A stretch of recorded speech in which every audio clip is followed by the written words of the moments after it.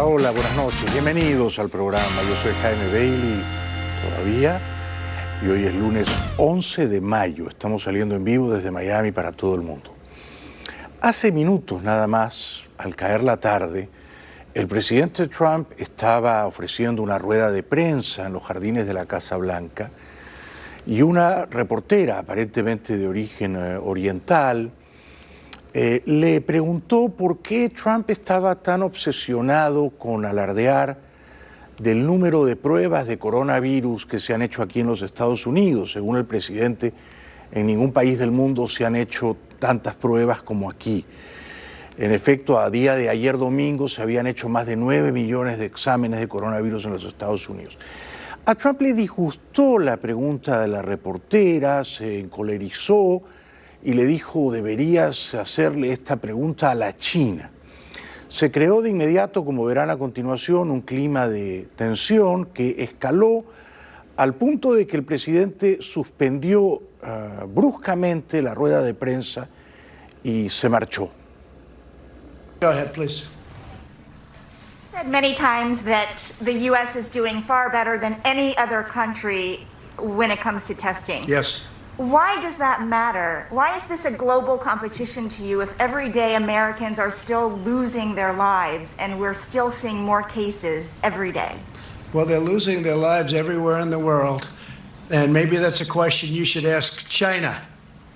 Don't ask me, ask China that question, okay? When you ask them that question, you may get a very unusual answer. Yes, behind you, please. Sir, why are you saying that to me specifically? I'm telling you, ask I'm not China? saying it specifically to anybody. I'm saying it to anybody that would ask a nasty question That's like that. not a nasty Please question. go ahead. Why does it matter? when- Okay, anybody else? Please, go ahead in the back, please. I have two No, questions. it's okay. But We'll you go pointed here. to me. I have two questions, Mr. Next, President. next, please. But you called on me. I did, and you didn't respond, and now I'm calling on Sorry, I just the wanted young to, lady in the back, please. I just wanted to let my colleague finish. Okay. But can I ask you a Ladies and question? gentlemen, thank you very much. Appreciate But it. you called Thank you on- very much.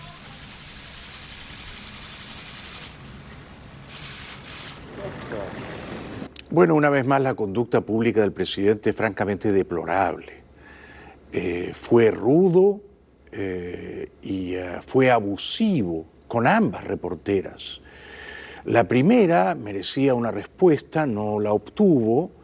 Naturalmente se sintió incómoda ella cuando el presidente le ordenó que hiciera esa pregunta a los mandarines de la China comunista, dado que, como es obvio, ella parece ser una mujer de origen oriental.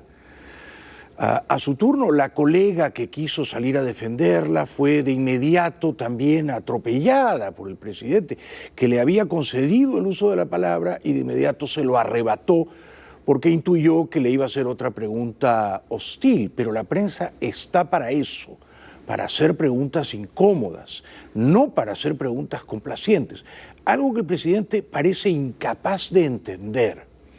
Porque minutos antes, en esa misma rueda de prensa que el presidente abortó con muy malos modales democráticos, otro periodista de un diario que el presidente aborrece le había preguntado, con toda razón, por qué durante el fin de semana el presidente, vía Twitter, había acusado al expresidente Obama de cometer el peor crimen político en la historia contemporánea de los Estados Unidos, sin mencionar a qué crimen en particular alude.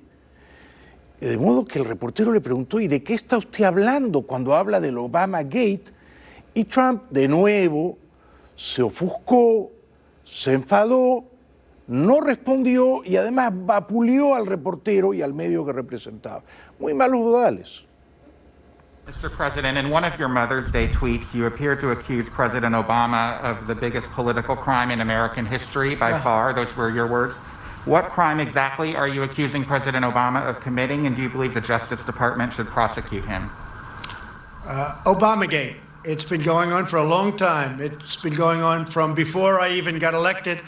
And it's a disgrace that it happened. And if you look at what's gone on, and if you look at now all of this information that's being released, and from what I understand, that's only the beginning. Some terrible things happened, and it should never be allowed to happen in our country again. And you'll be seeing what's going on over the coming weeks. And I wish you'd write honestly about it, but unfortunately, you choose not to do so. Yeah, John, please. Crime. What is the crime exactly that you're accusing him of? You know what the crime is. The crime is very obvious to everybody. All you have to do is read the newspapers, except yours. John, please. Pues no es tan obvio, por lo menos no es obvio para mí. Yo no sé cuál es el crimen tan abyecto, tan ruin que Trump le atribuye a Obama. No sé en qué consiste, no sé qué diantres es el Obama Gate. El presidente tiene la obligación moral, si está acusando a su predecesor de un crimen serio, de especificar de qué diablos está hablando. Y no fue capaz de hacerlo porque no sabe bien qué está diciendo. Mi impresión es que el presidente está francamente desquiciado, o sea, fuera de quicio, fuera de sus cabales. La crisis del coronavirus, que no ha sabido manejar, los números brutales, abrumadores del coronavirus, que él no puede eludir con sus modales prepotentes, lo tienen arrinconado y contra las cuerdas. Y las probabilidades de su reelección se difuminan con el paso de los días, y por eso Trump se comporta de esta manera francamente deplorable con la prensa. Durante el fin de semana, la prensa ha capturado imágenes alarmantes, inquietantes, en varios lugares de este gran país, en los Estados Unidos.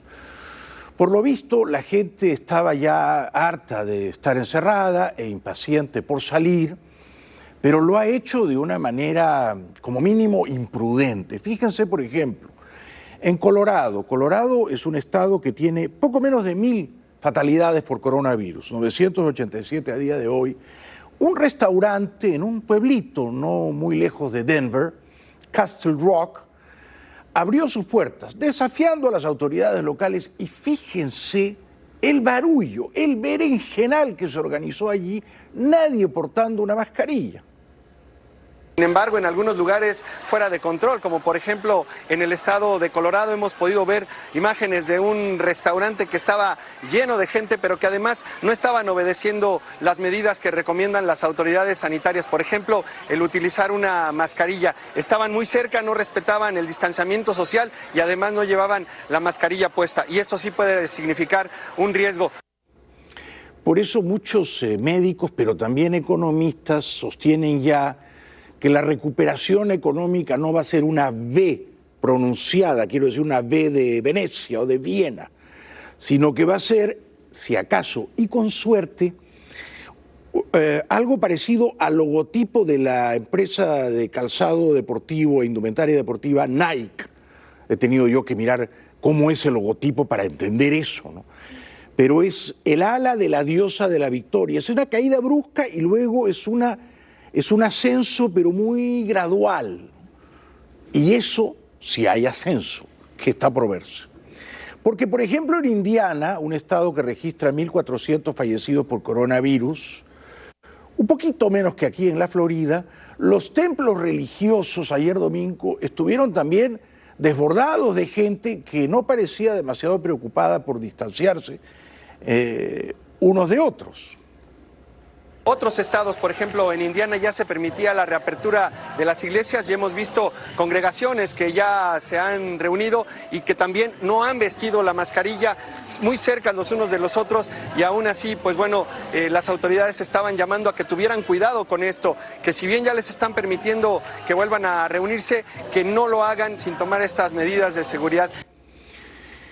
Asimismo, en un vuelo de la aerolínea United, que como todas las aerolíneas está virtualmente quebrada, un vuelo entre New Jersey y California, no había un asiento vacío. Díganme ustedes cómo y por qué. Ayer yo había leído que el promedio de pasajeros por vuelo doméstico comercial en los Estados Unidos son 23, o sea, los vuelos están casi todos despoblados. 23 pasajeros promedio. En vuelos en los que caben fácilmente 150 pasajeros, y me quedo corto. Bueno, fíjense, este vuelo de United, este fin de semana volando de la costa este a la costa oeste. Las imágenes de un avión de la empresa United que tomó a un doctor que iba de Nueva Jersey a California.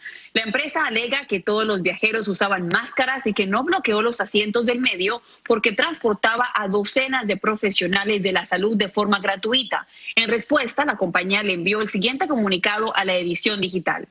Hemos revisado nuestros procedimientos de limpieza y seguridad e implementado un nuevo proceso de embarque y desembarque para promover el distanciamiento social. Todos los pasajeros y empleados se les pidió que usaran cubiertas para la cara de acuerdo con nuestra nueva política. Pero qué espanto, aún con mascarillas, qué pesadilla, qué incomodidad. Mi familia y yo no pensamos subirnos a un avión en mucho tiempo. Bueno, el expresidente Obama ha sido grabado este fin de semana diciendo que la respuesta del gobierno de Trump al desafío del coronavirus ha sido un caótico desastre. A rare rebuke from former President Barack Obama, condemning the White House for its, quote, anemic and spotty response to the coronavirus pandemic. It has been an absolute chaotic disaster when that mindset of what's in it for me and to heck with everybody else, when that mindset is operationalized in our government. Obama parece también indignado porque dice que nunca en la jurisprudencia de este país se había perdonado a un individuo que confiesa 2 perjurios, como el ex asesor de seguridad Michael Flynn, que ha sido perdonado políticamente y por orden de Trump por el procurador o fiscal general William Barr. During a call with thousands of former staffers and officials that was leaked, Obama also taking aim at the Justice Department's unusual move to drop the criminal case against fired National Security Advisor Michael Flynn, who pleaded guilty to lying to the FBI. There is no precedent that anybody can find for someone who's been charged with perjury just getting off scot-free. You begin to get worried that our basic understanding of rule of law is at risk. President Obama had forced Flynn's removal from his own administration and warned President Trump about bringing him on. En una entrevista, el procurador o fiscal general dice que la historia la escriben los ganadores y por eso ha sido acusado de cínico, por amnistiar o perdonar cínicamente a alguien que por confesión propia había cometido no 1 sino 2 delitos. History looks back on this decision. How do you think it will be written? Well, history's written by the winner, so it largely depends on who's writing the history. I was struck, Peggy, by the cynicism of the answer. It's a correct answer, but he's the Attorney General. He didn't make the case that he was upholding the rule of law. He was almost admitting that, yeah, this is a political job. Bueno, el coronavirus ha entrado en la Casa Blanca, la secretaria de prensa Katie Miller lo tiene, un asistente de Pence, el vicepresidente, también lo tiene. Pence dice que no está en cuarentena, pero no se deja ver.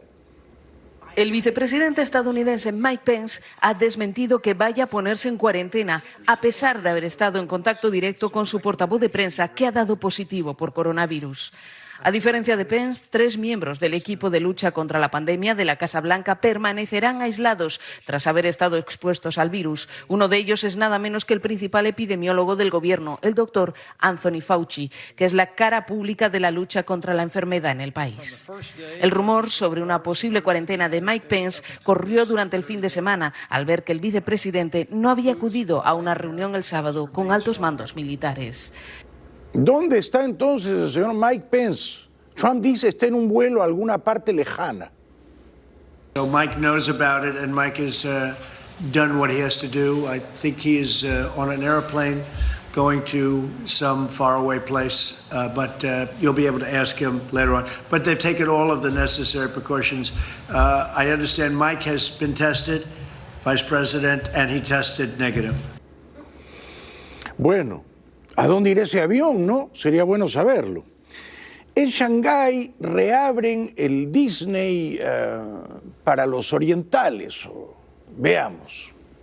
Visitantes con mascarillas acudieron el lunes a Shanghai Disneyland para la reapertura del parque temático más destacado de China, en un nuevo paso para salir de las restricciones contra el coronavirus que paralizaron la economía china.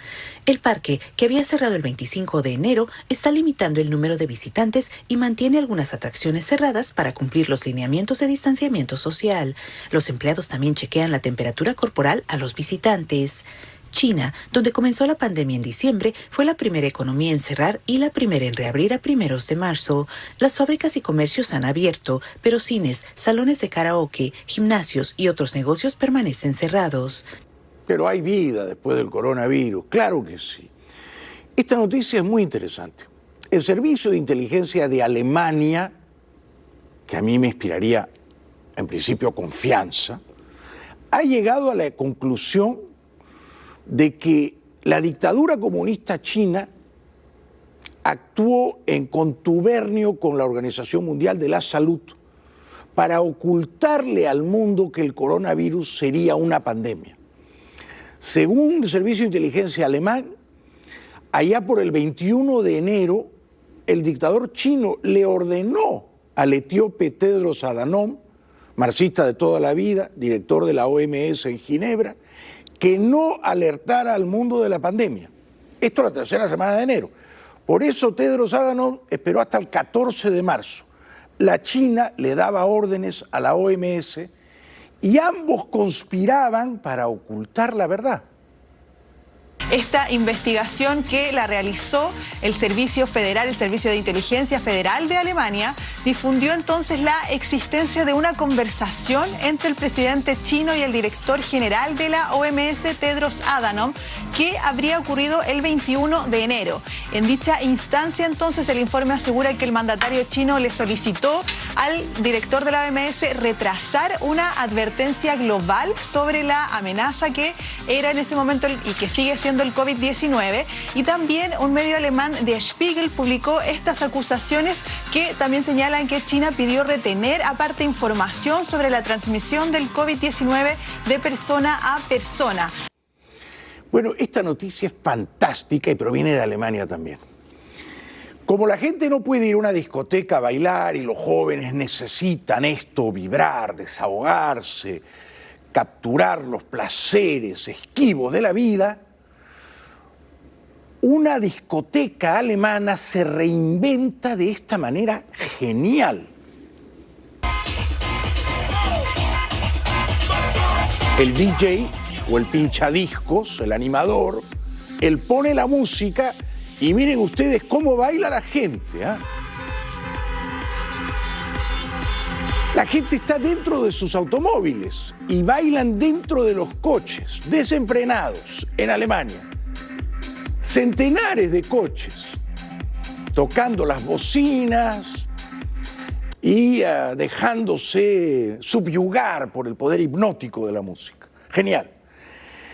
En Austria, si uno llega al aeropuerto, a Viena, no le dicen esta cosa tan odiosa de, usted es un forastero, bueno, usted tiene que guardar cuarentena en un hotel 14 días como mínimo. No, ¿qué hacen? Paga usted $200, sí, bueno, duele un poquito, le hacen un examen de coronavirus in situ, usted espera y 12 horas después le dicen sí o no. Y si le dicen no tiene el coronavirus, le expiden una suerte de pasaporte para que usted se mueva libremente. In a lab at Vienna Airport, a world first. A test for travelers that detects coronavirus fast. Sarah Walters from Philadelphia has just flown in. It's brilliant. I mean, it allows you to get off the plane, test, and a couple hours later know if you can avoid quarantine or not. That's 14 days of compulsory quarantine for all passengers arriving in Austria, including us, unless you test negative, which I did. Bueno, este es otro fragmento. Ahora, si lo pueden hacer los austriacos, ¿por qué no se puede hacer en Estados Unidos, por ejemplo? ¿Por qué no se puede hacer en España? Incluso en algunos países ricos de la América Latina. Entonces, que llegue el viajero y 2 horas después, claro, hay que esperar, pero te dicen sí o no, allí mismo. The test costs around $200, but for that, you get a result pretty fast, 2 to 3 hours. An example perhaps for American airports. I think it would be fantastic. It's a coronavirus passport that can be used worldwide to prove you're not infected. A free pass for another country to enter that. It is one small step to getting Austria back to work safely. Estupendo. Vamos a la primera pausa y regresamos enseguida con el coronavirus en Brasil, en México, en Venezuela. No se lo pierdan, ya volvemos.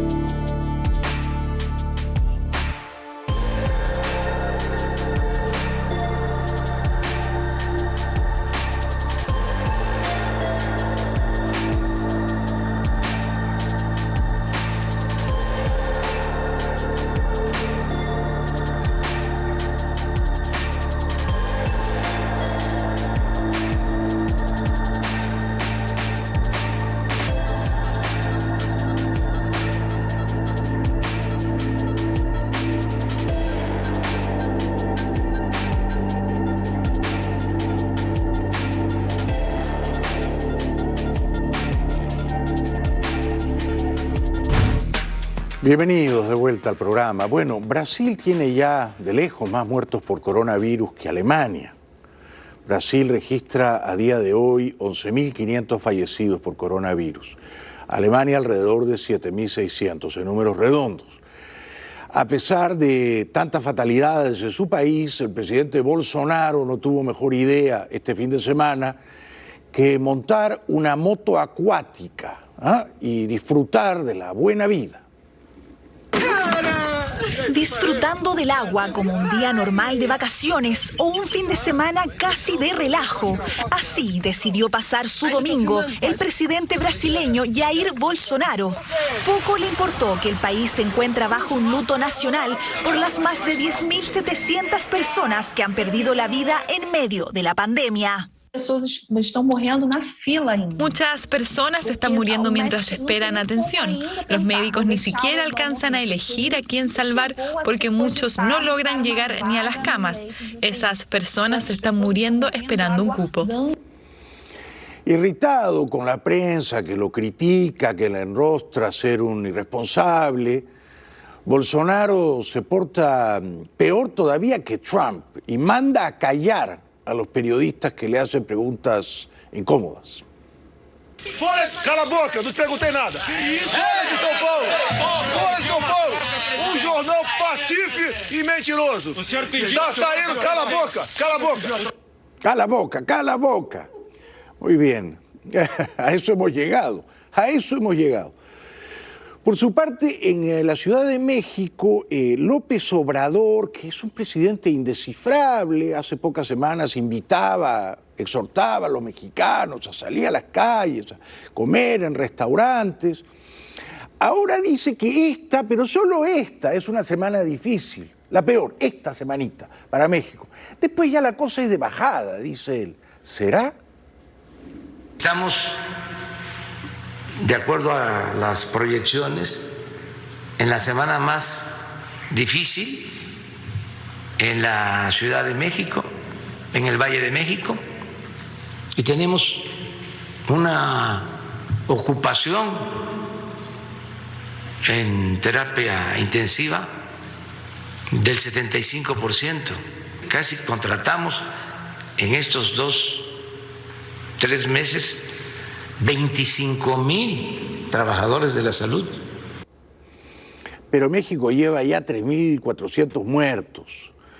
Después de Brasil, con 11.500, y de Ecuador, cuyos muertos no se pueden cuantificar con exactitud, pero sobrepasan entre los oficiales y los extraoficiales fácilmente los 7 u 8.000, México es el tercer país con más fatalidades de coronavirus en toda la América Latina, y eso que fuentes confiables sostienen que los 3.400 muertos que declara México se quedan cortitos con el universo de fallecidos reales, ¿no?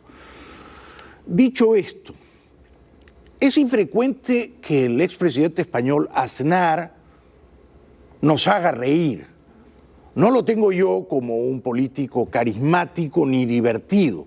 Bien es cierto que no lo conozco, no lo he entrevistado. Quizá en la distancia corta es risueño y entretenido. Eso lo parece en esta entrevista por Skype cuando recrea una conversación entre Bill Clinton y él aludiendo al extinto dictador venezolano Chávez. Cuando vivía el dictador Hugo Chávez, yo tenía la circunstancia de que Chávez era una persona que cada vez que tenía una intervención pública me insultaba permanentemente, ¿no?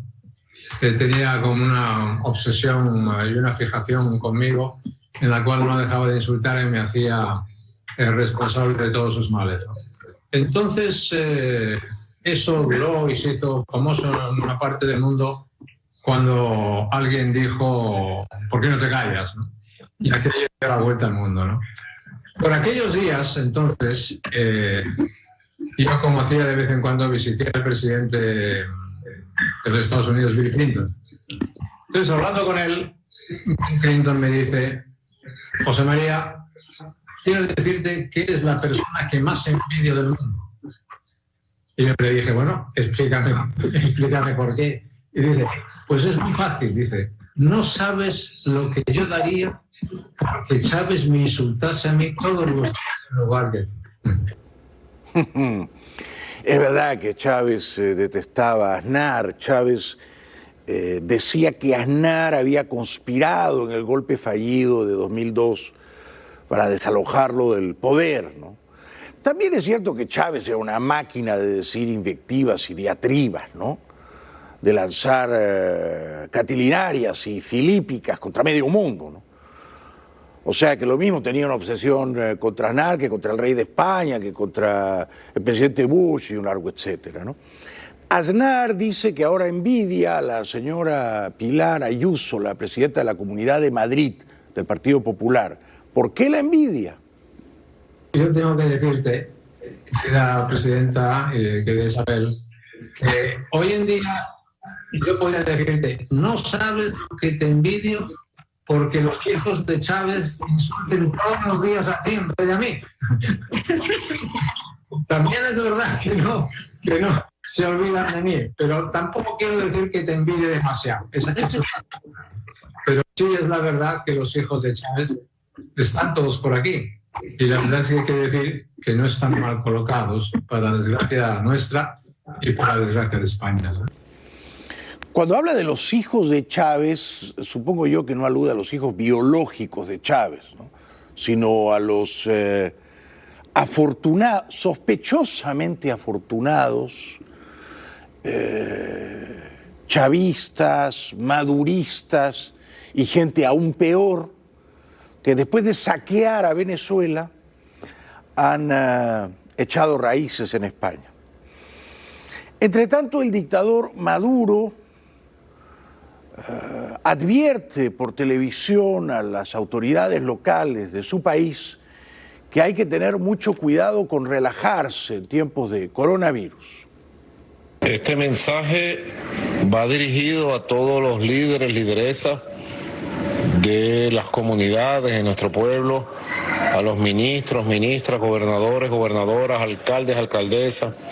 He estado viendo una relajación de la cuarentena con actos públicos.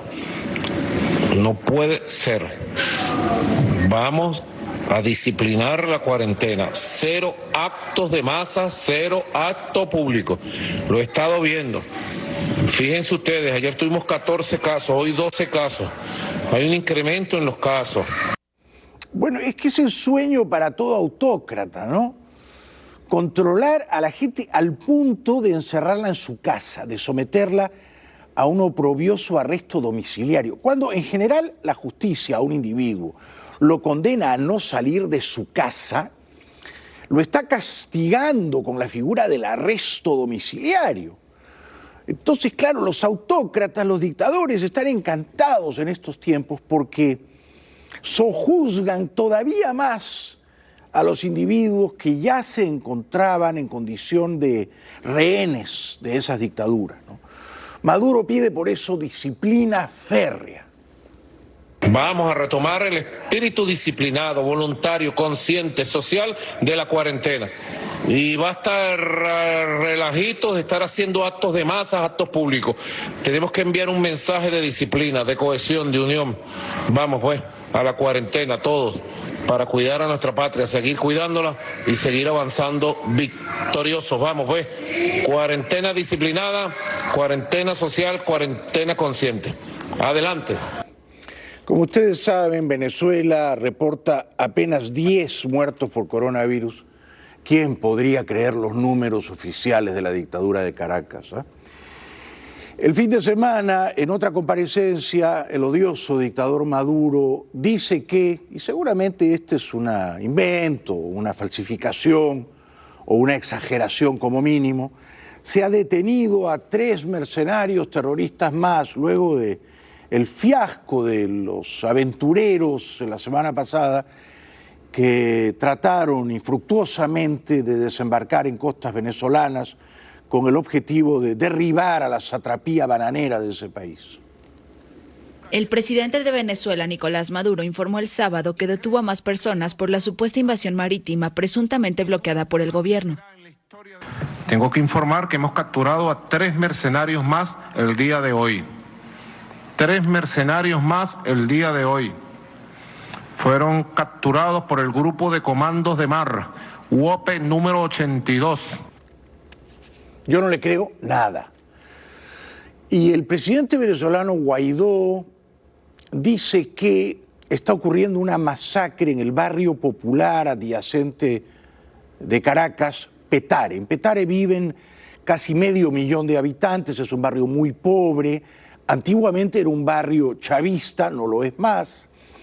Y en Petare, hace más de 10 años, la propia dictadura venezolana le dio todos los poderes a un sujeto llamado Wilexis Alexander Acevedo, un joven. Lo sacaron de la cárcel, estaba ahí acusado de múltiples homicidios, le dieron un ejército privado de más de 300 hombres, armados hasta los dientes, y desde entonces hasta ahora, ese muchacho, Wilexis Acevedo, se ha convertido en la autoridad invulnerable, indestructible, en el mandamás de Petare. Hace poco la dictadura le mató a un escudero suyo, a uno de sus lugartenientes, un muchachito de 15 años.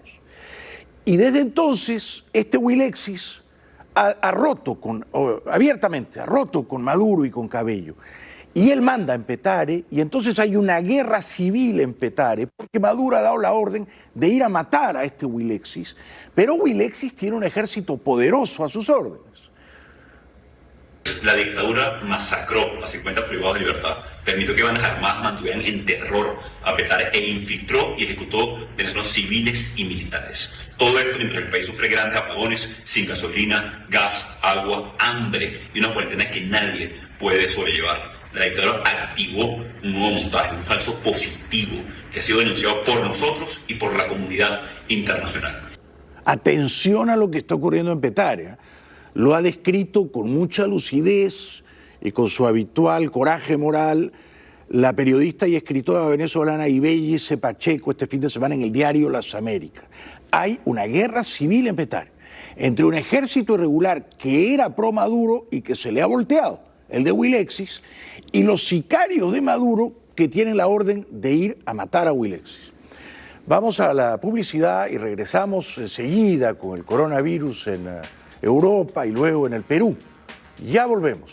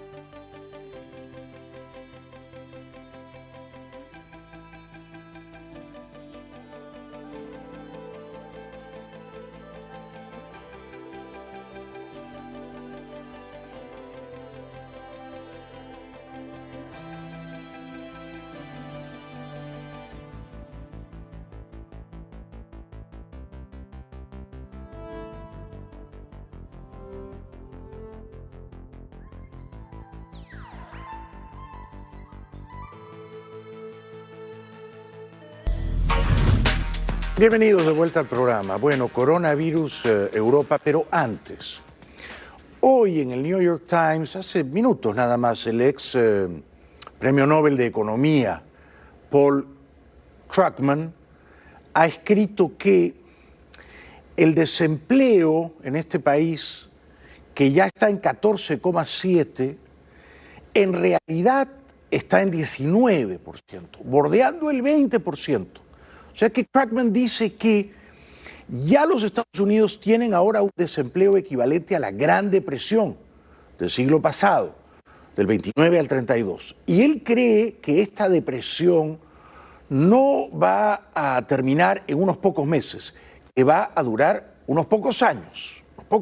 Gane quien gane en noviembre. Luego, otro pedacito de información interesante. Trump está obsesionado con que la vacuna se encuentre aquí en los Estados Unidos. Al laboratorio, a la farmacéutica Johnson & Johnson, cuya sede está en Baltimore, le han dado billones de dólares. Están en una carrera alocada para encontrar la vacuna y fabricar 300 millones de dosis para vacunar a los Estados Unidos. Trump quiere que Estados Unidos encuentre la vacuna, es una cuestión de orgullo, y que los estadounidenses se vacunen primero que nadie y luego que Johnson & Johnson le venda la vacuna al mundo, presumiblemente a los países ricos del mundo y presumiblemente no a la China o sin ningún apuro a la China. O sea, cuidado que hay toda una batalla geopolítica en ciernes con quién encuentra la vacuna. Si la encuentran los chinos, no se la van a dar rapidito a Estados Unidos tampoco, ¿no es cierto? Luego en Europa hay toda una carrera, están los británicos, están los alemanes, están los suizos. La farmacéutica Pfizer se ha aliado con una compañía alemana que se llama BioNTech y están también gastando centenares de millones de dólares. Entonces, quienes creen que da igual dónde se encuentra la vacuna, se equivocan. No da igual, no da igual. Quienes creen que va a ser fácil vacunar a todo el mundo, se equivocan. Bill Gates ha dicho hoy, en una larga entrevista con el Wall Street Journal, que nunca en la historia de la humanidad se han fabricado 7 billones de dosis de vacunas, contra nada. Y además es probable que el coronavirus es una enfermedad tan insidiosa que la vacuna va a tener que ser en 2 dosis. O sea, vacunar al 70% de la población mundial, que se calcula que son 5.600 millones de habitantes, es una cosa que, dice Bill Gates, puede tomar no meses, sino, de nuevo, años. Y, advierte él, puede ocurrir que las naciones ricas del mundo se vacunen más rápido que las naciones pobres, ¿no? Él va a tratar de impedirlo, él va a tratar de gastar billones para que las naciones pobres se vacunen rápidamente también. Pero todo esto es interesante, ¿no? La obsesión de Trump por encontrar la vacuna aquí, vacunar primero a los estadounidenses y castigar a los chinos. Vamos a ver cómo progresa esa trama. Hoy en España, por lo menos en la mitad de la península ibérica, la vida regresa a ser pálidamente como era antes de enero de este año. Los habitantes de algunos de los países más afectados por la pandemia de coronavirus comienzan a tener libertad de circulación. A partir del lunes, España permite las reuniones en grupos de hasta 10 personas, encontrarse en terrazas con aforo limitado o acudir a tiendas sin tener que pedir cita previa. La medida se aplica a solo una parte del país. Varias ciudades importantes como Madrid y Barcelona seguirán bajo las restricciones. Hoy lunes también han salido millones de personas en Francia a trabajar o a salir porque les da la gana salir. En Francia, millones de personas salieron de casa y volvieron al trabajo para reactivar una economía nacional que lleva 2 meses casi parada.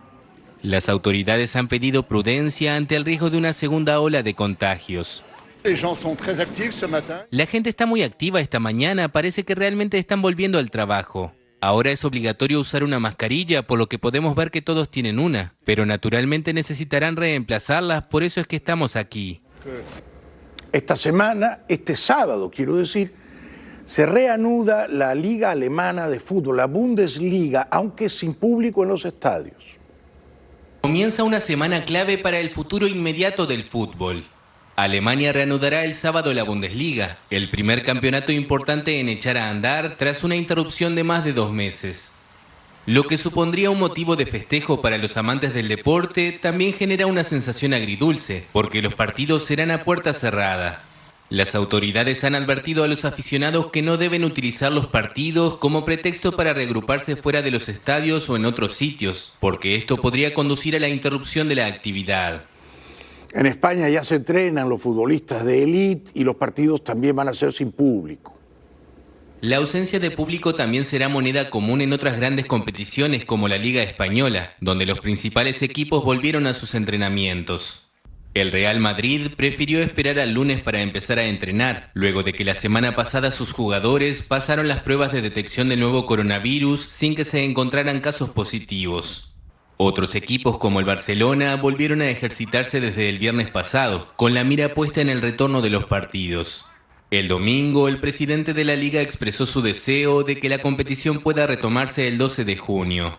Pero recordó que habrá que ver cómo evoluciona la pandemia y estar pendiente de las autorizaciones del gobierno. O sea, con suerte, en poquito más de un mes se reanuda la Liga Española. ¡Qué impaciencia! España entonces atestigua lo que ellos llaman la desescalada, por ejemplo, al sur de Barcelona, Tarragona, que es una región fantástica, las playas de Sitges. La gente puede ya sentarse en las terrazas.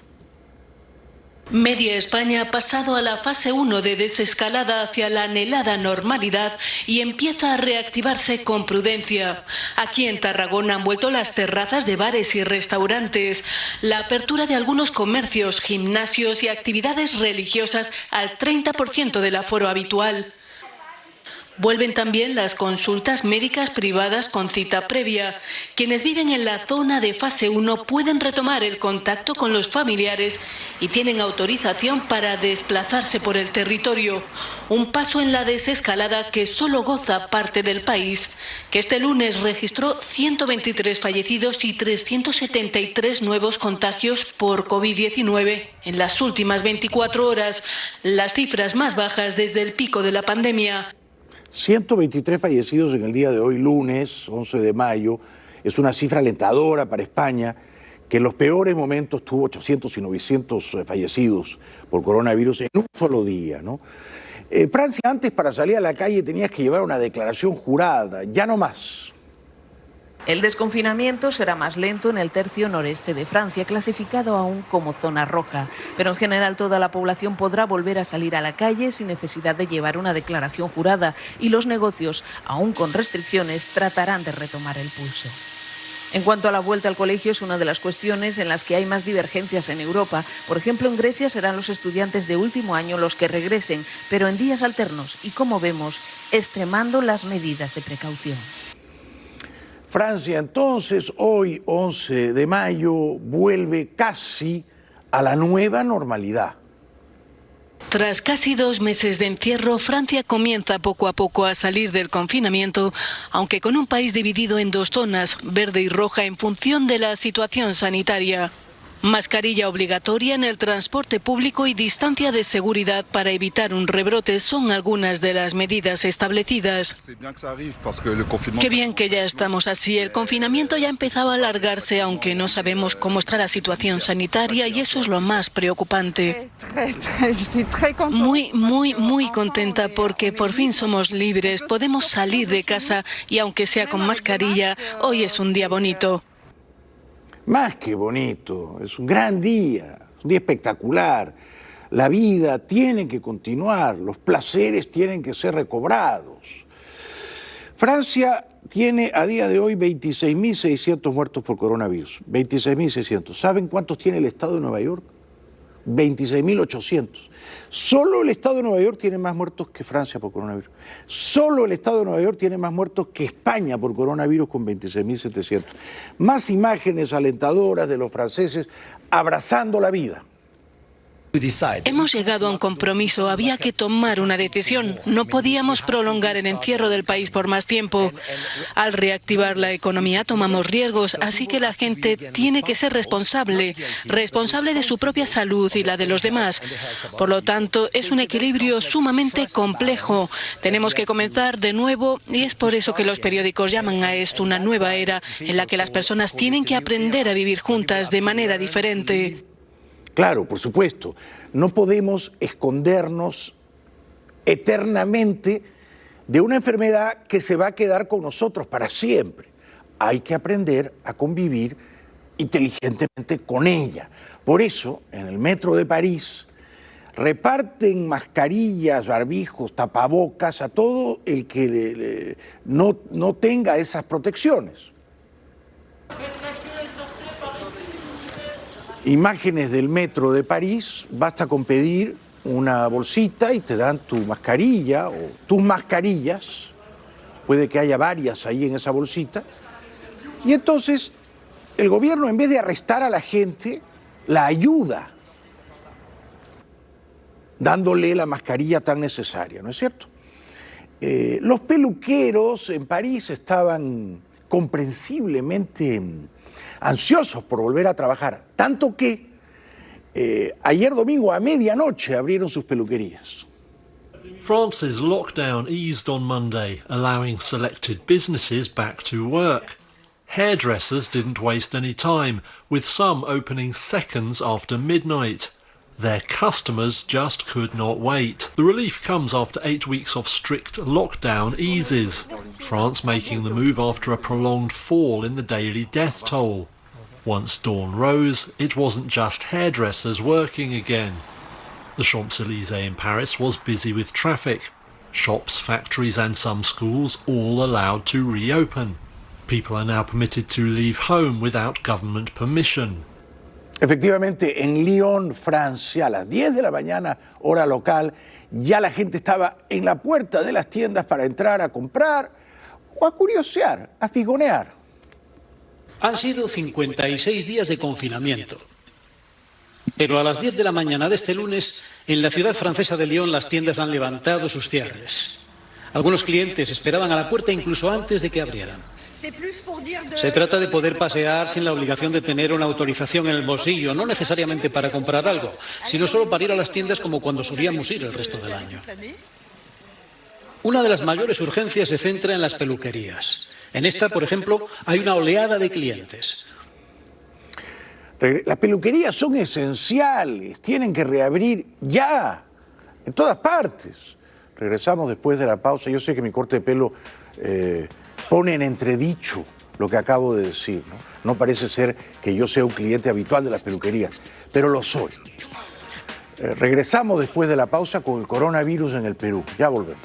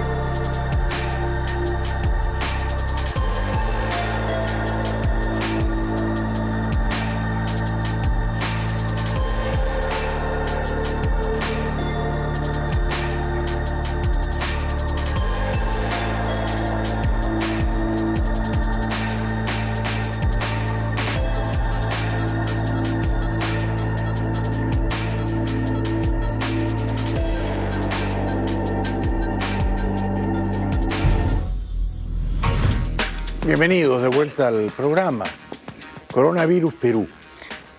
Pero antes, una de las cosas más interesantes que he leído este fin de semana es la siguiente. Y créanme, aunque parezca inverosímil, los doctores en Gran Bretaña primero y después en Estados Unidos, en salas de emergencia, de urgencias, han descubierto lo siguiente. Cuando llegaba un paciente que no podía respirar, que tenía el coronavirus y que tenía graves dificultades respiratorias, le hacían un examen de inmediato. Si ese examen arrojaba que esa persona tenía niveles de oxígeno muy bajos en la sangre, los doctores ya no dudaban en intubar al enfermo, o sea, en conectarlo a un ventilador mecánico para que el ventilador respirase por el paciente, que a duras penas podía hacerlo por sí mismo, ¿no es cierto? Pero intubar a una persona, someterla al ventilador mecánico, tiene riesgos no menores. El porcentaje de fatalidades de las personas intubadas es bastante alto. No todas las personas intubadas regresan vivas. Resulta que en algún hospital, en Londres creo, pero en Gran Bretaña con seguridad, llega una mujer, le detectan que tiene niveles de oxígeno bajísimos en la sangre y no la intuban, pero la tienden boca abajo en la camilla, lo que se llama en inglés prone position. Hacen proning, la tienden boca abajo, pero no con la cara hacia un lado, sino con la cara apoyada en una suerte de orificio. Resulta que en esa posición, tendido el paciente boca abajo, puede respirar mejor. No me pregunten por qué. Los pulmones se extienden hasta la espalda. Generalmente los enfermos de coronavirus que no pueden respirar tienen líquido en los pulmones. Pero cuando se echan boca abajo, los pulmones se reacomodan de tal manera que empiezan a funcionar las partes todavía no deterioradas de ellos. Y el paciente empieza a respirar mejor. Y no hay necesidad de intubarlo. Por eso, en más y más salas de urgencias del mundo, los enfermos de coronavirus que llegan con niveles de oxígeno en la sangre bajísimos ya no son intubados directamente, sino que los echan boca abajo y esperan a ver cómo reaccionan. Y muchísimos de ellos reaccionan bien. A mí me pareció una noticia formidable, formidable. Perú, coronavirus. El ministro de Salud, que lleva pocas semanas en el cargo, aparentemente va a ser removido, destituido, y él dice que su suerte está en manos del presidente. Mi puesto está en manos del presidente de la República. Muy bien, me ha dado la confianza y estoy orgulloso de que me la haya dado en un momento tan difícil. El presidente, por supuesto, evaluará las condiciones en las cuales yo debo continuar o si me debo retirar. Mi presencia o no en el puesto no cambiará la situación de precariedad en la que vivimos hoy frente a la pandemia. Lo que tenemos que hacer es seguir trabajando unidos como lo hemos venido haciendo hasta hoy. Lograr movilizar lo que hemos podido movilizar todos conjuntamente. Bueno, se han cometido demasiados errores en el Perú, como es obvio, ¿no? De viernes a lunes, este fin de semana, hay 7.000 nuevos casos confirmados de coronavirus. De viernes a lunes hay 247 fallecidos más. Y el Perú suma ya casi 2.000, 1.961 muertos por coronavirus. De nuevo, el ministro Zamora, que proviene, creo, de la izquierda peruana, dice que es el presidente quien evalúa y quien decide si él sigue o no sigue. En mi caso, son ustedes los que evalúan todas las noches si yo sigo o no sigo. Mi posición como ministro de Salud es permanentemente evaluada por el señor presidente y está puesto a su evaluación y su decisión para que él decida si el desempeño que hemos hecho al frente del sector es respaldado o no. Ministro, ¿y a usted le molesta que pidan su renuncia? No, en absoluto. Creo que en este momento el enemigo principal es el virus. El virus es aquel a que debemos combatir. No debemos generar más espacios de conflicto entre nosotros, entre los peruanos, todos nosotros afectados por la misma enfermedad. Sí, claro, pero no todos tenemos que pensar igual, señor ministro. Es bueno discrepar o disentir, es bueno cuestionar o repensar. No todos tenemos que obedecer mansamente lo que el gobierno ordena. Y yo creo que el gobierno, su gobierno, se ha equivocado un montón.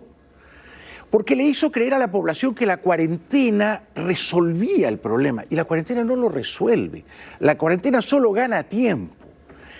Leí una metáfora que me pareció genial. En los partidos de básquet, cuando un equipo está en aprietos, el entrenador pide tiempo, ¿no? Pide un minuto. Entonces, eso es la cuarentena. Uno pide tiempo. ¿Qué hace en ese minuto el entrenador de básquet? Reordena al equipo, le da instrucciones, lo prepara para la reanudación del juego. Bueno, la cuarentena solamente es pedir tiempo. Sean 2 semanas, 4, 6, 8, 3 meses. Usted dirá. Pero tarde o temprano se reanuda el juego, se reanuda la vida, la gente sale a la calle y la gente tiene que aprender a cuidarse sola. Entonces, las medidas autoritarias, prepotentes, de arresto, de multa, de pegarle a la gente, eso no sirve para nada, porque están malgastando el tiempo que han pedido, ¿no es cierto? Han pedido tiempo. Ese tiempo tiene que ser usado para preparar al equipo a salir al juego de nuevo, en condiciones de adaptarse al desafío. Y esto es lo que no se ha hecho en el Perú. No lo han sabido hacer bien ustedes en el gobierno. Bueno, este hombre es genial, ¿eh? La policía quería arrestarlo, ya se sabe, la policía quiere arrestar a cualquiera que se mueve fuera de su casa y él se pone a toser con virulencia para espantar a los gendarmes. Para evitar ser conducido a la comisaría luego de que lo encontraran bebiendo en la vía pública, empezó a toser y a decir que tenía COVID-19. Por supuesto, esta situación alarmó a los agentes del ejército y de la policía que se encontraban en las calles.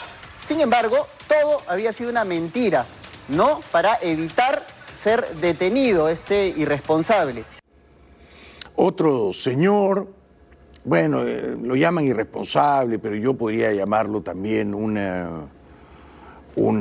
rebelde, Otro señor está inconsciente en la vía pública y no se sabe si está vivo o muerto, si ha colapsado por coronavirus o no. En otro punto de la ciudad, lo que ocurrió fue esto. Un sujeto fue encontrado en medio de la calle, la gente y los vecinos pensaban que se trataba de un cadáver.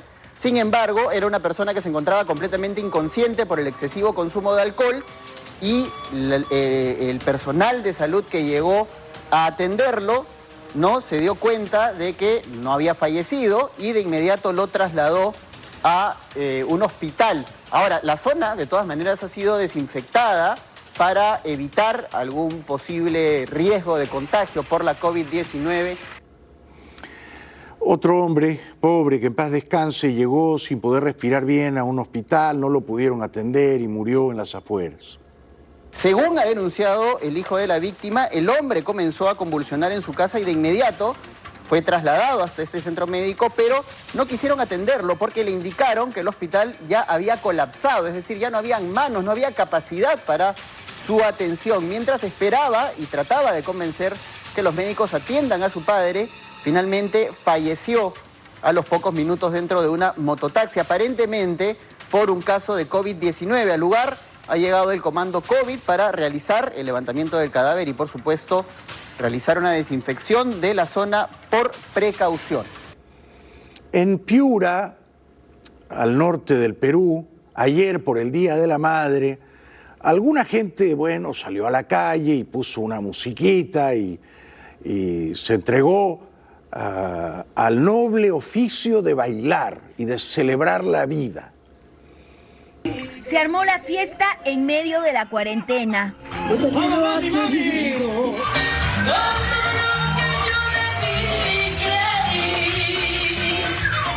Con la música a todo volumen y en plena vía pública, vecinos de la urbanización Ignacio Merino en Piura celebraron el Día de la Madre desacatando la inmovilización total de los domingos dictada por el gobierno central. Incluso vemos a una pareja de adultos mayores, parte de la población vulnerable de esta pandemia, bailando. ¿Cómo podríamos no entenderlos? Yo estoy con ellos. Cuando la muerte nos circunda, nos amenaza, es necesario abrazar los placeres de la vida, la música, el baile, la bebida, la fiesta, por supuesto, por supuesto. Bueno, por eso un músico en otra parte del Perú tocaba voluntariamente sus instrumentos para alegrar al vecindario. Dios lo bendiga. Donde un músico sorprendió a los vecinos de su cuadra cuando decidió salir a las calles para rendirle un homenaje a las madres por su día. Se trata de Ubaldo Pérez y salió unos cuantos minutos interpretando el tema de esperanza y amor dirigido a todas las madres de familia, y la música, por supuesto, hizo que varias personas registren este espectáculo con sus teléfonos celulares. Por supuesto, agradecieron este gesto que duró aproximadamente unos 45 minutos. Bueno, le mando un gran abrazo a mi madre. Ayer fue el Día de la Madre en el Perú. Me hubiera encantado estar con ella y abrazarla. Ella sabe que está siempre en mi corazón. Y lo poco que soy, todo lo poquito que soy, se lo debo a ella. Así que les mando un gran abrazo. Y les mando a todos mis queridos espectadores peruanos un abrazo cargado de afecto y de gratitud. Gracias de corazón. Vamos a la pausa y regresamos enseguida con lo último del coronavirus en todo el mundo. Ya volvemos.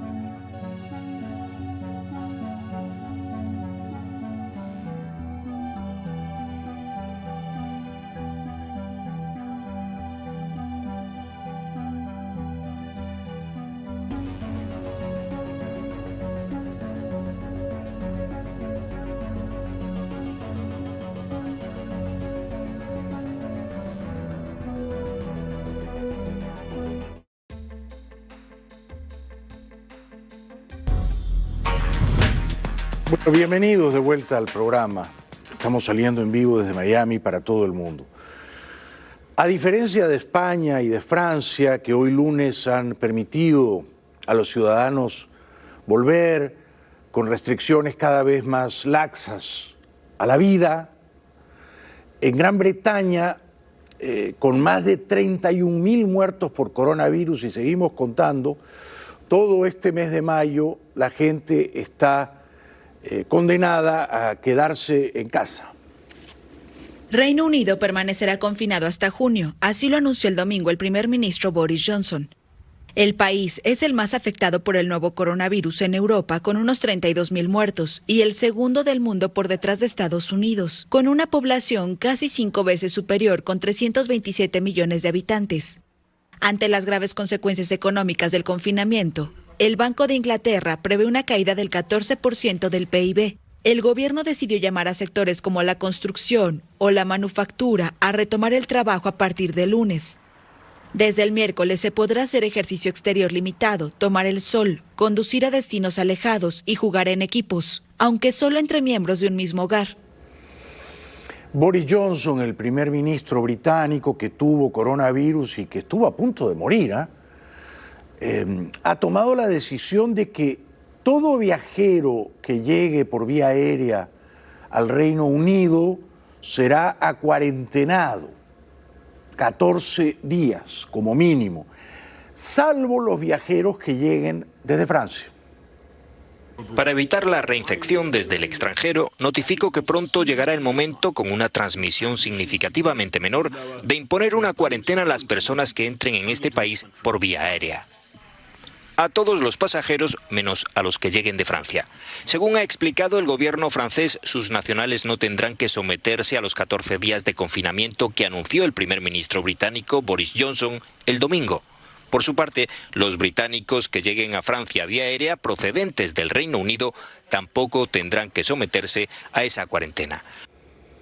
Son arbitrariedades o caprichos burocráticos que uno no alcanza a entender, ¿verdad? Porque uno dice, pero si en Francia y en el Reino Unido el coronavirus está tan extendido, ¿cómo así un viajero que llega de Francia a Londres no es sospechoso y puede entrar tranquilamente?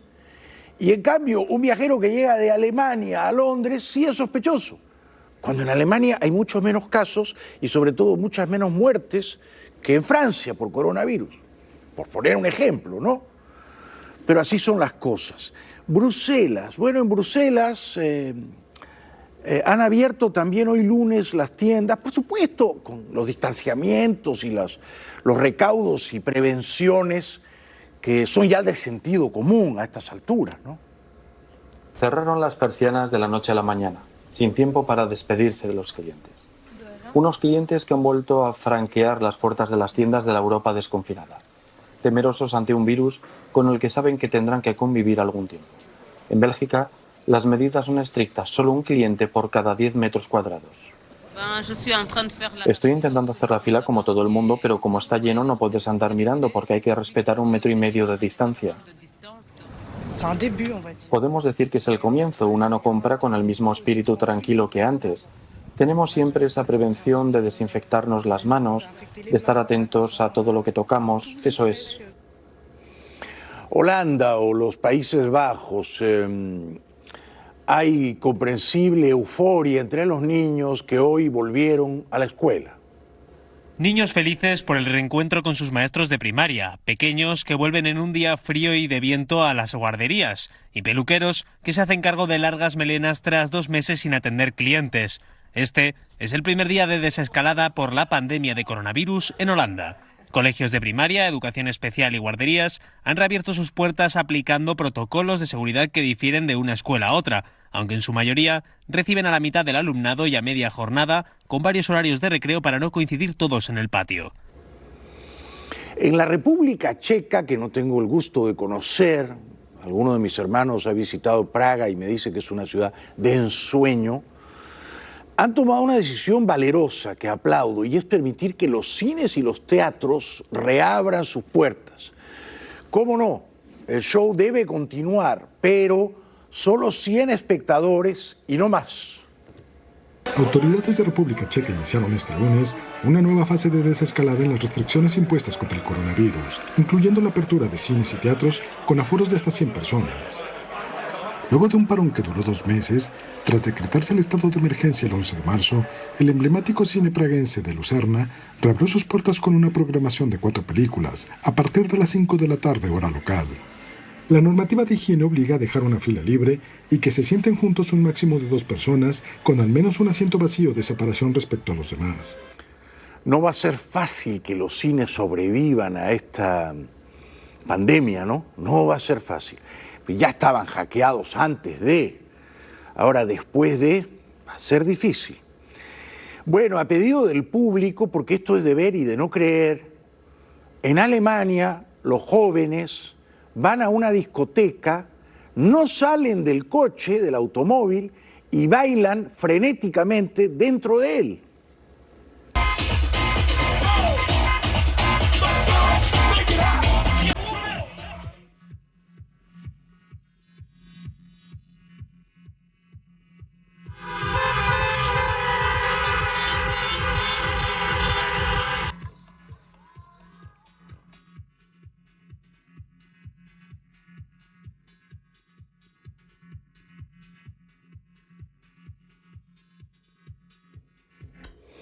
¿Será así el próximo Festival Ultra de Miami?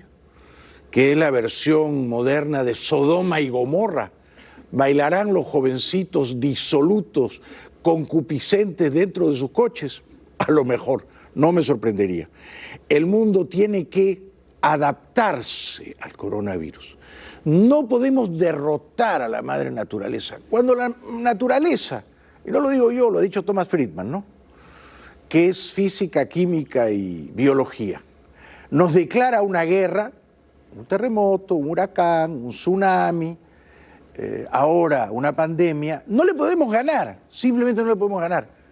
Tenemos que adaptarnos a ella. Y mientras encontramos la vacuna, que es una manera de adaptarnos y que va a tomar quizá más de 1 año, quizá más de 2, hay que ver quién la encuentra y a qué precio la vende y qué países se vacunan primero y qué países quedan en la cola. Hay que seguir bailando, aunque solo sea dentro de los autos. En Alemania, tímidamente, la gente vuelve a los restaurantes. Por fin regresaron los comensales a este restaurante. Su dueño, Carsten Loll, se alegra de poder volver a charlar con sus clientes, pero con mascarilla obligatoria. A la mesa, los clientes pueden prescindir de ella. Es realmente genial que podamos volver a operar. Es muy complejo porque debemos prestar atención a muchas cosas, al 1,5 metros de distancia. Hay que recibir a cada cliente en la puerta y no pueden simplemente entrar y pedir una mesa. Eso ya no se puede. Tenemos que guiar a nuestros clientes mucho más que antes. El menú solo está disponible de forma digital y los pedidos se hacen con el teléfono inteligente. Es que antes del coronavirus ya el mundo por la tecnología nos había encapsulado un poco, ¿verdad? Ya los individuos vivíamos metidos en una burbuja, ¿no? Una burbuja. Ya casi no necesitábamos interactuar con otros para encontrar el placer. El placer estaba en el celular, en la tableta, en la computadora. Todo estaba allí, todo. Entonces ya estábamos metidos en una burbujita, ¿no? Ahora sospecho que los restaurantes van a tener también que convertir la mesa en una cápsula, en una burbujita, aislada con plexiglas o algo así, de modo que le dé a la gente la sensación de estar protegida de la plaga que está allá afuera amenazándote, ¿no? Suiza se reanudan las clases escolares. It's a first day back at school like no other. Thousands of Swiss children returned to class on Monday after nearly 2 months off, a time of anxiety and mixed emotions for many parents. I'm a little bit afraid because for my daughter it's okay, but for my son, yeah, he has some problem with his blood. So I don't know whether or not he gets the virus. Pupils and teachers are having to adapt to new rituals. Classrooms are half full to reduce crowding, and desks are spaced 2 meters apart. Claro, por supuesto. Y en Nueva Zelanda, que tiene una cantidad de fallecidos verdaderamente asombrosa, son poquísimos, pero poquísimos. En Nueva Zelanda solo han muerto 21 personas por coronavirus. 21 personas. Por eso el Washington Post pone a Nueva Zelanda y Australia en la lista de los poquitos países que han derrotado al coronavirus. La economía se reabre, incluyendo centros comerciales, restaurantes, cafés y etc. Today, I am announcing that Cabinet agrees we are ready to move into level 2, to open up the economy, but to do it as safely as possible. On Thursday this week, retail, malls, cafes, restaurants, cinemas, and other public spaces, including playgrounds and gyms, can reopen. All will be required to have physical distancing and strict hygiene measures in place. Regresamos después de la pausa con una pregunta. ¿Quién gana más? ¿Un empleado de McDonald's en Dinamarca o un empleado de McDonald's aquí en los Estados Unidos? ¿Quién vive mejor? ¿Un empleado de McDonald's en Copenhague o uno de McDonald's aquí en Miami? Regresamos después de la pausa.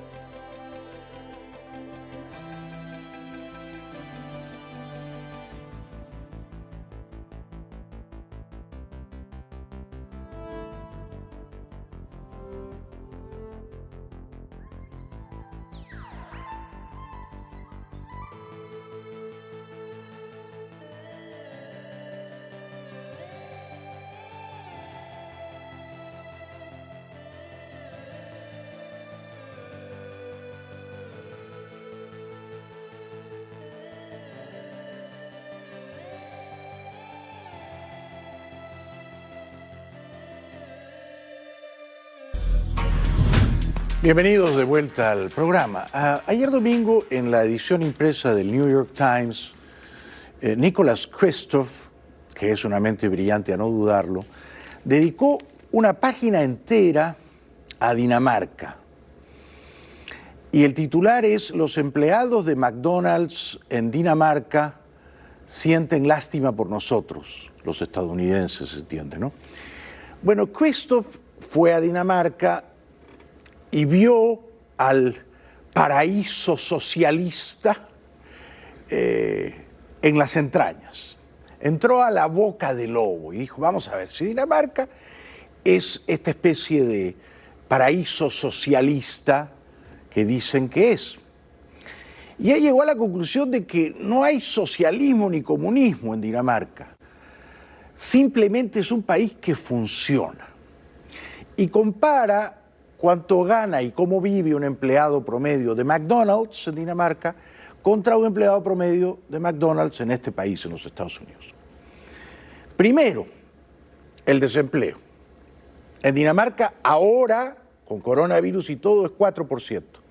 Aquí en Estados Unidos la cifra oficial es 14,7%, pero la extraoficial, según Paul Krugman, que por algo es Premio Nobel de Economía, es 19%. O sea, hay millones de desempleados más aquí que en Dinamarca. Pero el empleado de McDonald's en Dinamarca, ¿saben cuánto gana por hora? Pero el muchacho, el que está ahí en la caja registradora, o el que atiende a los vehículos que pasan, $22 la hora gana un cajero de McDonald's en Dinamarca. $22 la hora. Acá no creo que llegue a ganar $10 la hora. En Dinamarca, dice Kristof, ese empleado que gana $22 la hora tiene 6 semanas pagadas de vacaciones al año, 6 semanas. Seguro médico universal gratuito. Seguro de vida gratuito. Plan de jubilación y plan de maternidad, todo pagado, si es que la empleada queda embarazada. O sea, el empleado de McDonald's en Dinamarca vive mucho mejor y trabaja menos horas que el empleado de McDonald's en los Estados Unidos. Por eso cuando algunos políticos de extrema derecha en Estados Unidos dicen: usted quiere convertir a este país en una especie de país socialista como Dinamarca o Suecia, donde el Estado lo regula y lo decide todo. No, Kristof dice: no, es que Dinamarca, por algo Dinamarca y Finlandia son los países más felices del mundo, dice Kristof. Por algo, ¿no? La gente está feliz. ¿Por qué está feliz la gente? Trabajan menos horas que en Estados Unidos, 22% en promedio menos horas que en Estados Unidos. Ganan más que en Estados Unidos, descansan más, tienen más vacaciones que en Estados Unidos. Tienen todo, casi todo lo esencial es gratuito. La educación, desde el nido, el pre-kinder, hasta la universidad, toda gratuita, de excelencia. La salud pública, toda gratuita, de excelencia, o sea, seguro universal para todos, ¿no? Y así. Entonces funciona. Es cierto, dice Kristof, que en Dinamarca tú pagas 19% más de impuestos en promedio que en Estados Unidos. Pero ese 19% más el Estado te lo devuelve con creces. No sientes que le estás pagando al Estado unos impuestos que luego los funcionarios se los roban. No, el Estado te lo devuelve. ¿Cómo? En educación, en salud, en seguridad, en infraestructura. Dicho todo eso, esto me pareció particularmente alucinante. No solo que los daneses son más felices que aquí, no solo que trabajan menos y ganan más que aquí, sino que en Dinamarca no hay un salario mínimo. No hay. Aquí sí, ¿verdad? Aquí el salario mínimo es, no sé si, $8 la hora o algo así, ¿no? 8,75 la hora. En Dinamarca no hay salario mínimo. En Dinamarca pueden contratarte, pero no ocurre por menos de 8,75 horas. Te pueden contratar por $5 la hora. Nadie está dispuesto a hacer ese trabajo. Entonces, el mercado fija solito el precio de la hora de los trabajadores. Interesante, ¿no? Pero no hay un salario mínimo, no hay. O sea que a veces la mejor manera de proteger a los trabajadores es dejando que la mano invisible del mercado, la oferta y la demanda, regule sola, asigne sabiamente los recursos, ¿no? Como hace siglos entendió en el Reino Unido ese sabio llamado Adam Smith. En conclusión, si usted quiere ser feliz, tiene que mudarse a Dinamarca. Ahora, no es tan fácil mudarse a Dinamarca. El secreto que encuentra Nicholas Kristof en este artículo, que no tiene desperdicio, es que los daneses y los finlandeses, y quizá también los suecos y los noruegos, son tan felices porque el país funciona. No es que el país sea de derecha o de izquierda, no es que sea socialista, capitalista o comunista, no, es que el país funciona. El esfuerzo que tú haces es retribuido generosamente. Y Nicholas Kristof llega a esta genial conclusión. Él dice, quizá en Estados Unidos la gente que está arriba en la élite vive mejor que en la élite de Dinamarca. Ok, la élite de Estados Unidos vive mejor que la élite. Pero él dice el 75%, las 3/4 partes de la población que están abajo en la pirámide, las 3/4 partes de la población viven mucho mejor en Dinamarca que en los Estados Unidos. Por lo tanto, cuando un político nos diga, yo quiero que mi país sea como Dinamarca, no nos asustemos. Cuando un político, en cualquier lugar de América, nos diga, yo quiero que mi país sea como Dinamarca, como Finlandia, como Suecia, como Noruega, no nos asustemos. La gente allá en promedio es feliz, y es feliz porque esos países funcionan más allá de la ideología. Regresamos después de la pausa.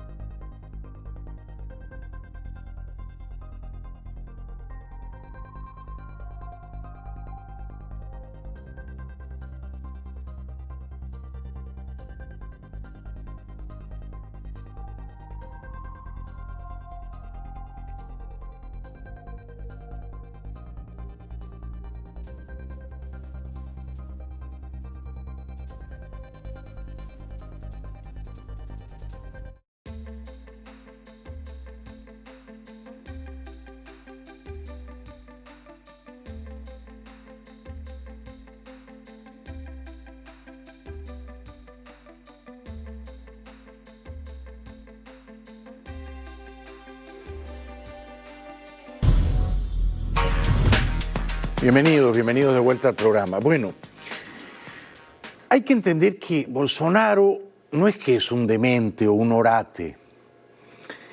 Él, desafiando a la izquierda brasileña, ha llegado a la conclusión, lo mismo que los suecos, que encerrar indefinidamente a la población, y Brasil tiene una población que supera los 200 millones de habitantes, no es una medida sostenible en el tiempo y causa un daño económico gigantesco, brutal. Entonces, bien es cierto que en Brasil se cuentan ya 11.500 muertos por coronavirus y son muchísimos, ¿no? Pero Bolsonaro lo que está tratando de hacer es lo mismo que los suecos más o menos, es decir, que los brasileños se vuelvan masivamente inmunes a la plaga, de tal manera que cuando otros países sudamericanos se asomen temerosos a la nueva normalidad y salgan de las cuarentenas, Brasil estará ya como un poco de regreso, ¿no? Sin embargo, por supuesto, Bolsonaro está en graves apuros y no siempre, como este fin de semana manejando una moto de agua, maneja bien su imagen. Disfrutando del agua como un día normal de vacaciones o un fin de semana casi de relajo. Así decidió pasar su domingo el presidente brasileño Jair Bolsonaro. Poco le importó que el país se encuentra bajo un luto nacional por las más de 10.700 personas que han perdido la vida en medio de la pandemia. Muchas personas están muriendo mientras esperan atención. Los médicos ni siquiera alcanzan a elegir a quién salvar porque muchos no logran llegar ni a las camas. Esas personas están muriendo esperando un cupo. Es por supuesto una catástrofe, es por supuesto una tragedia nacional y yo no sé si Bolsonaro va a salir fortalecido o francamente debilitado de todo esto, ¿no? La cifra de muertos en Brasil es la más alta del continente latinoamericano, superando incluso a varios países europeos. Se ubica solo después de Estados Unidos como la nación con la mayor cantidad de fallecidos diarios. Una realidad que pesa en los brasileños, que han visto cómo se apilan los cuerpos y cómo aumenta el uso de fosas comunes en cementerios. Pese a esta compleja situación país, Bolsonaro se niega a decretar medidas nacionales y deja ese trabajo a los gobernadores. Además, insiste en que los brasileños deben volver lo más pronto al trabajo para evitar una crisis financiera. Pero, me temo, la crisis financiera o económica es inevitable porque en estos tiempos de globalización la suerte de un país no es ajena a la de los otros. Y si el mundo entero se contrae, Brasil va a sufrir las consecuencias también. Todo resulta entonces sombrío, ¿no? El panorama resulta sombrío. No verlo es ser miope, creo. A coragem que nós temos para enfrentar esse problema é que pode evitar que o país mergulhe numa crise econômica que dificilmente podrá salir dela. La gestión del mandatario durante esta pandemia ha sido uno de los puntos más criticados a nivel local e internacional. La misma Organización Mundial de la Salud pidió a Bolsonaro tomar en serio la crisis sanitaria y adoptar medidas de precaución. Sin embargo, el presidente defiende su postura de que la pandemia